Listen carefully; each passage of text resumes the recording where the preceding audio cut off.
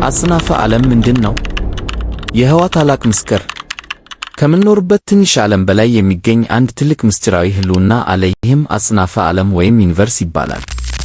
እኛ በምድር ላይ እንኖራለን። ምድር ደግሞ በፀሐይ ሥርዓት ውስጥ ትገኛለች። የፀሐይ ሥርዓትም በአንድ ጋላክሲ ውስጥ ነው። ያ ጋላክሲም በአስደናቂው ትልቅ አጽናፈ ዓለም ውስጥ ይገኛል። አንድ አጽናፈ ዓለም ማለት ምንድን ነው? አጽናፈ ዓለም ማለት የሚኖሩትን ሁሉ የሚያካትት አጠቃላይ ህልውና ነው። ይህም ቦታ ወይም ስፔስ፣ ጊዜ ወይም ታይም፣ ንጥረ ነገር ወይም ማተር፣ ኃይል ወይም ደግሞ ኢነርጂንና ከዋክብት፣ ፕላኔቶች፣ ጋላክሲዎች፣ ጥቁር ቀዳዳዎች፣ ሁሉንም የተፈጥሮ ህጎች ያካትታል።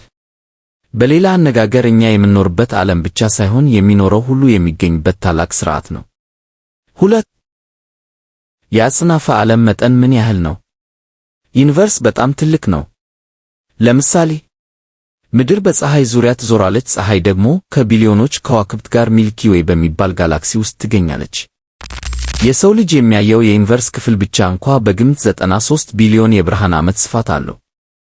አንድ የብርሃን ዓመት ማለት ብርሃን በአንድ ዓመት የሚጓዘው ርቀት ነው። 3. አጽናፈ ዓለም እንዴት ጀመረ? በዘመናዊ ሳይንስ መሠረት ዩኒቨርስ ከ13.8 ቢሊዮን ዓመት በፊት ቢግ ባንግ በተባለ ሂደት ጀመረ ተብሎ ይታሰባል። ይህ ማለት በአንድ ጊዜ ከፍተኛ ሙቀትና ጥንካሬ ያለው ሁኔታ ተስፋፍቶ ዛሬ የምናየውን አጽናፈ ዓለም እንዲፈጠር አደረገ ማለት ነው። ከዚያ በኋላ አቶሞች ተፈጠሩ፣ ከዋክብት ተፈጠሩ፣ ጋላክሲዎች ተፈጠሩ፣ ፕላኔቶች ተፈጠሩ። በመጨረሻ ሕይወት በምድር ላይ ተገኘ። 4. ጋላክሲ ምንድን ነው? ጋላክሲ ማለት በስበት ኃይል ተያይዘው የሚገኙ ብዙ ከዋክብት ጋዞችና አቧራዎች የተሰበሰቡበት ትልቅ ሥርዓት ነው። በአንድ ጋላክሲ ውስጥ ቢሊዮኖች የሚቆጠሩ ከዋክብት ሊኖሩ ይችላሉ። 5. ጥቁር ቀዳዳ ብላክ ሆል ምንድን ነው? ጥቁር ቀዳዳ እጅግ ከፍተኛ የስበት ኃይል ያለው የህዋ ክፍል ነው። የስበት ኃይሉ እጅግ በጣም ብርቱ ስለሆነ ብርሃን እንኳ ለመውጣት ይቸገራል። 6. የዩኒቨርስ ምስጢሮች። ሰው ልጅ ብዙ ነገሮችን ቢያውቅም አሁንም ብዙ ምስጢሮች አሉ።